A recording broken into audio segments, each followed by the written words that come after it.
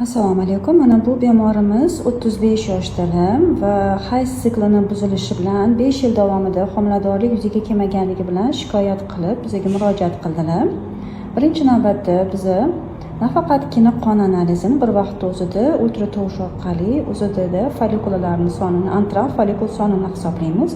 Ko'rib turganingizdek, hayz siklini 3-kuniga follikul suyuluvchi gormonlari baland chiqqan.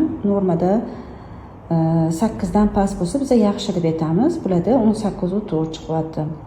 Lyutiniziruющий gormonimiz ham 5.4, bu norma. Yaxshi, lekin FSga ancha baland chiqyapti.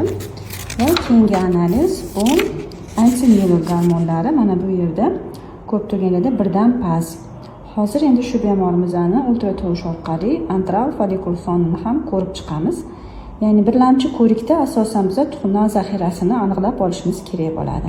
Biz ko'rayotganimizda follikullar mana o'ng tarafda dominantli follikul bor va atrofida 3tacha antralni follikul bor. Antimiyelin gormonlari ham 0.2 chiqqan.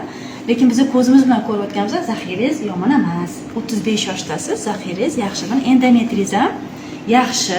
3ta chiziq bor, chunki o'sha o'ng tarafingizdan dominantli follikul yetilyapti. Shuni oxirigacha kuzatib, xudo xolasa bu oy ham harakat qilib ko'rishingiz kerak. Mana bu chap tarafingizda ham 3ta antralni follikullar bor. Yaxshi. Harakat qilamiz, xudo xolasa. İnşallah. Siz